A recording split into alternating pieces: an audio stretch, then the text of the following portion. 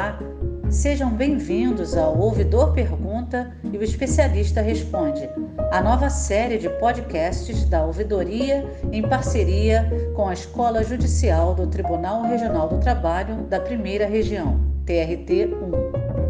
A cada temporada, trataremos de um tema relevante de interesse dos magistrados, servidores, advogados, trabalhadores e cidadãos em geral. O tema da primeira temporada é violência laboral.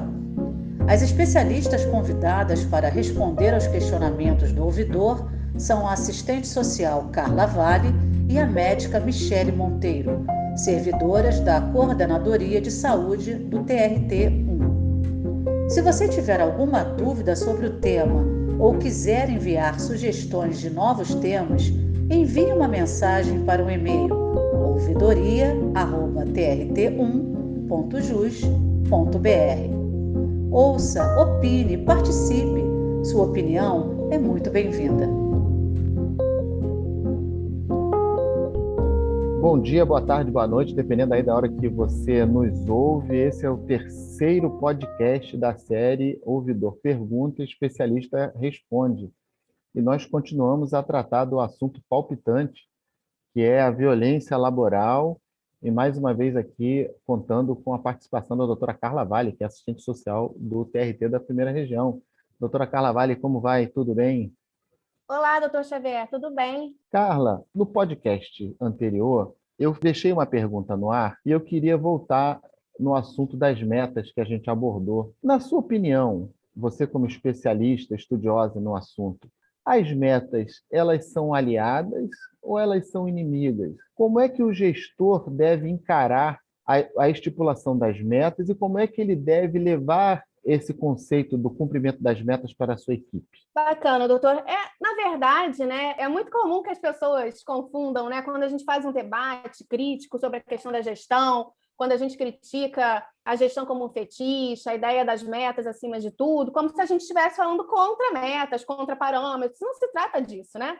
Acho que eu estou falando aqui de uma instituição pública, mas, enfim, qualquer instituição ela tem suas referências, tem seus parâmetros, ela tem aí seus objetivos de devolução do seu trabalho para a sociedade, né? Seja como for. A gente também, né? A gente quer devolver de maneira célere, competente, né, a justiça para a sociedade dentro da nossa instituição. Bem, então, metas, parâmetros, eles são válidos, eles são necessários, né? Mais do que válidos, eles são necessários. A gente precisa disso para conseguir se aprimorar, para conseguir atender a população, para que a gente tenha autocrítica, para que a gente construa mecanismos e formas de organizar o trabalho mais otimizados, mecanismos e formas de organizar o trabalho menos violentos, por exemplo. Então, metas, formas de avaliação do trabalho, isso não é problema para ninguém.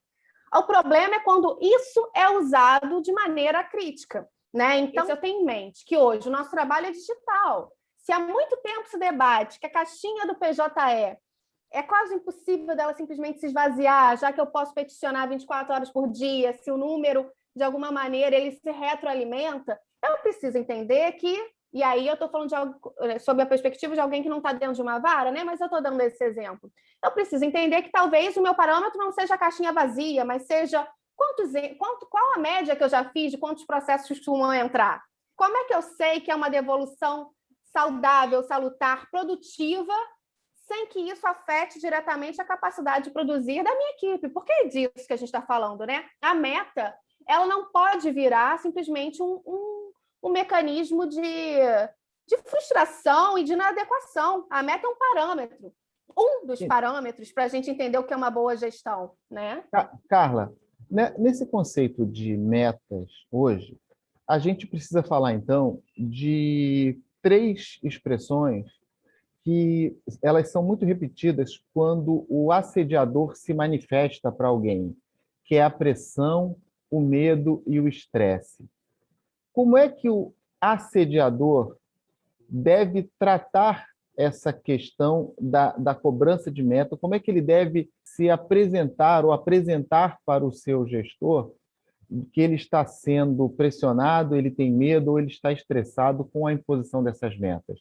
Isso tudo sem que ele perca a confiança do gestor ou sem que ele caia no limbo, né, que a gente chama.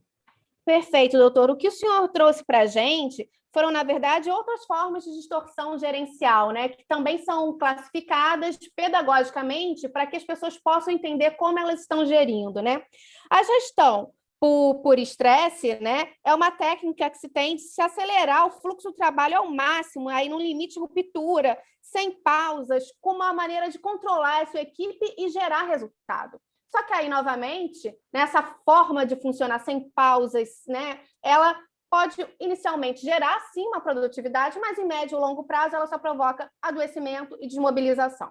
Da mesma maneira, a gestão por medo, ela parte por esse processo aí de que, se você não cumprir isso aqui, você vai ser exonerado, vai ser demitido, vai perder a gratificação, não vai poder tirar férias, não vai poder almoçar, enfim, né? Então, ela parte por uma barganha negativa e até infantilizadora, né? Se a gente for pensar nessa relação. E, por fim, a gestão... A gente já falou da gestão por estresse, né? Pressão, medo e estresse. E a gestão por pressão ela também passa por isso, né? Desse tensionamento constante, como se fosse isso que produz resultado. E vejam, tudo isso traz a aparência de resultado momentâneo, que as pessoas precisam responder, ou porque precisam do emprego, enfim, então as pessoas respondem. Mas a questão é por quanto tempo elas vão responder. Então, acho que a gente tem que entender por que um gestor, enfim, ele adota tais medidas. O que está faltando, seja institucionalmente, organizacionalmente, ou na formação dele, em que ele tome este caminho, que é o caminho, na verdade, o mais simples, né? Você negociar, você criar meios de campo, isso daí demanda a necessidade de gerir relações humanas, propriamente ditas. E o que a gente vem produzindo muito são gestores de processos de trabalho, gestores de metas, mas não gestores de relações humanas. E quando eu falo de gestor de relações humanas, eu não estou me referindo ao líder que motiva, ao quase o líder de torcida, não se trata disso. Eu estou me referindo a alguém que olhe com capacidade ética, crítica sobre aquilo que está sendo cobrado, né? Então, se eu pensar no trabalhador, né, como é que eu sinalizo isso? Acho que um primeiro ponto é que o trabalhador, que o funcionário, ele não deixe que essa rotina, que esse cotidiano o atropele. Em que sentido? Você tem registrado o seu trabalho, a sua produtividade? Porque isso é uma outra característica, né? Formas de gestão por pressão, por estresse, por medo, elas tendem, de alguma forma, a incentivar algum tipo aí de desorganização. Né? Eu tenho uma urgência, te dou uma outra urgência, e tudo é urgente. E aí você não consegue terminar uma tarefa. Como é Ou que seja, é isso, né? Se tudo é urgente, nada é urgente. Exatamente. E quando um gestor age assim, você vê que ele só está reagindo à pressão que vem acima dele. Isso aqui era urgente. Aí veio de cima a ideia de que outra coisa é urgente, eu não analiso, né, no item de prioridades. Então, acho que é bacana. Uma primeira proteção para o trabalhador é o registro desse trabalho, de que maneira ele começou a fazer, quando foi dada a ordem, porque na hora que você for conversar, negociar, você já tem ali provas de que, olha, não é só uma percepção minha. Eu estou aqui falando de relações de trabalho, de organização do trabalho, e é bom que quando você registra, você anota, você cria um diário funcional, você pode tirar do pessoal. Eu não estou falando de você, gestor, pessoa, eu estou falando que, olha, a forma como a gente está organizando aqui, a forma como está sendo distribuído o trabalho, pensando o ritmo, pensando o tempo desse trabalho, não está bacana. E aí entender que uma característica dessas formas de distorção gerencial é justamente ela ser uma coisa generalizada, né? Não ser só para uma pessoa. Então, é bom eu conversar com os meus colegas. Com vocês também é assim? Está acontecendo dessa maneira? Então não é uma questão pessoal, é uma questão setorial. Vamos levar isso para um debate, para uma reunião, né? Eu acho que a gente tem que recuperar esse processo de negociação coletiva e individual no local de trabalho. E quando você fala em retomar o processo de negociação coletiva e individual, você então está afirmando, ou está querendo dizer, melhor me expressando, que todos os trabalhadores ou todos os servidores são responsáveis por um ambiente de trabalho saudável, juntamente com o seu gestor. É isso mesmo? Bacana, doutor Xavier. Mais à frente a gente com certeza vai conversar sobre isso, mas uma coisa que a gente já entendeu é que debater violência no trabalho, formas abusivas de gestão, não é um problema de agressor e vítima. Na verdade, eu estou falando aí de uma questão que é assim, do agressor, do alvo dessa violência, da instituição e dos espectadores disso. Quando a gente está dentro de uma lógica muito competitiva, individualista, né? que faz com que as pessoas queiram não se envolver nas relações de trabalho, pensar as relações de trabalho, o que está atingindo o meu colega, o que significa para o gestor aquela meta que ele trouxe, né? A gente está vivendo muito de forma individualizante mesmo, né? Individualista. É aquela história assim, o problema é dele, não aconteceu comigo, então ele que resolva. Exatamente. Acho que a gente tem que exercitar mais esse senso de coletividade, de solidariedade no local de trabalho. Entender que minha demanda, se é num espaço de trabalho, possivelmente ela não é individual, ela é coletiva. E se ela é uma demanda coletiva, eu não estou falando aí de personalidade, de bem e mal, eu estou querendo simplesmente debater trabalho. Eu acho que é isso que a gente tem que resgatar.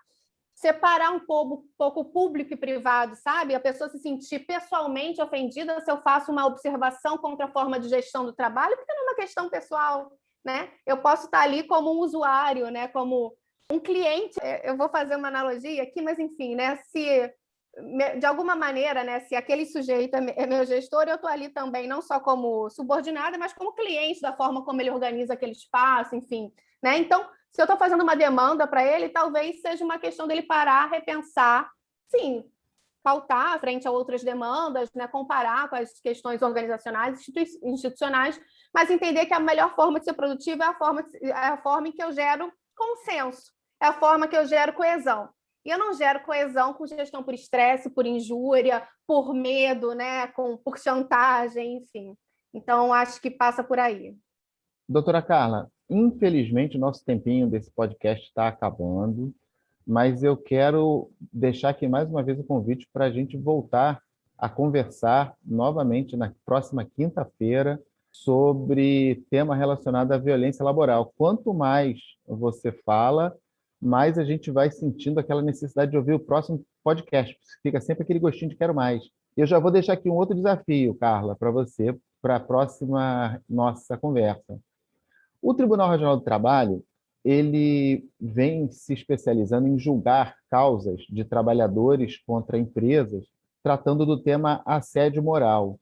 Como é que a gente pode aliar aquilo que a gente julga com a nossa realidade interna? Como é que a gente vai poder aproveitar a experiência que nós estamos vendo das demandas que nos são trazidas com aquilo que a gente pode melhorar no trabalho? Eu vou deixar essa pergunta para você responder no próximo, pode ser? Nossa, adorei a pergunta. Pode ser. Então tá. Gente, aguardem o nosso quarto podcast dessa série Ouvidor Pergunta e o Especialista Responde com a doutora Carla Vale. Aguardo vocês no próximo encontro. Um grande abraço, gente.